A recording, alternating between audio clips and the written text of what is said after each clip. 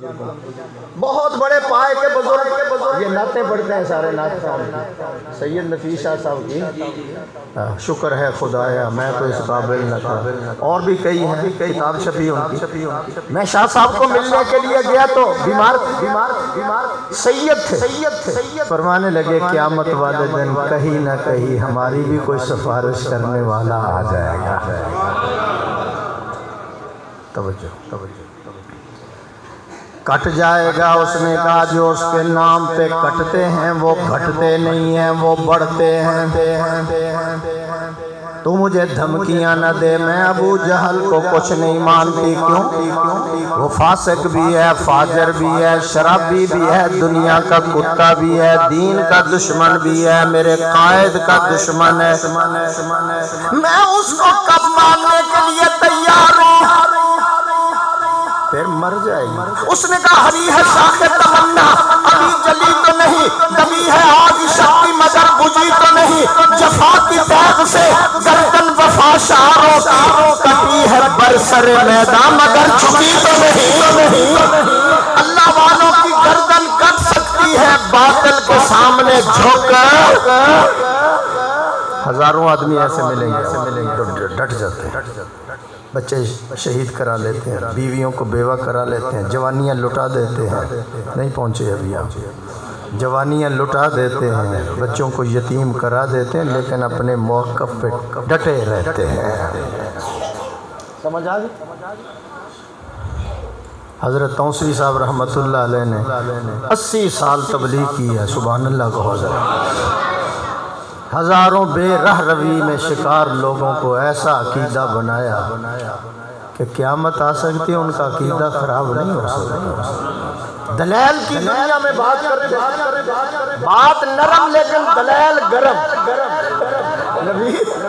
دلیل جو تھے وہ گرم ہوتے تھے اور لہجہ بڑا نرم ہوتا تھا، اپنے بھی سنتے تھے غیر بھی سنتے تھے۔ تو اس نے کہا جو کرنا ہے کر لے، میں تو حضور کو نہیں چھوڑ سکتی۔ کہہ دو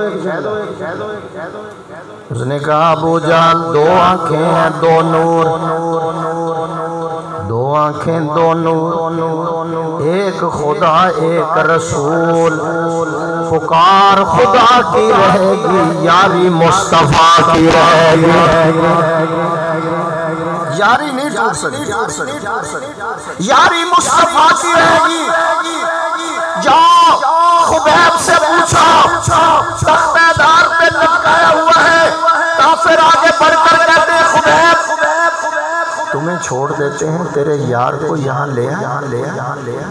کہاں امتحان ہو رہا ہے؟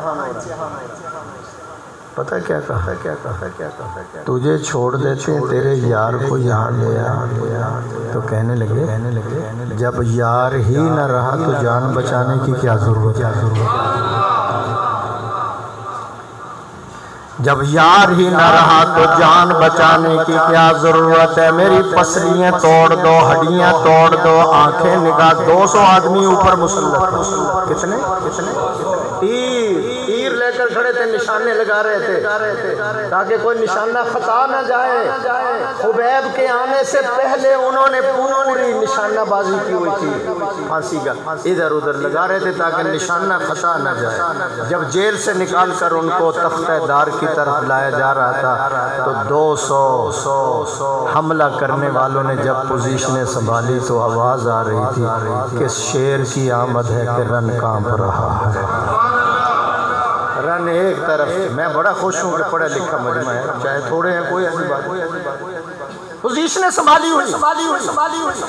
حضرت خبیب کہنے لگے جو کرنا ہے کر لے، یہ سب کچھ ہے گوارا پر ہرگز یہ ہو نہیں سکتا۔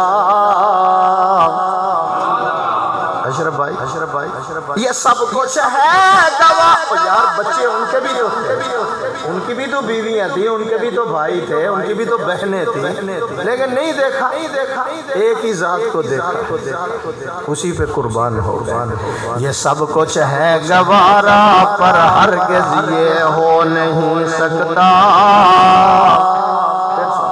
یہ سب کچھ ہے گوارا پر ہرگز یہ ہو نہیں سکتا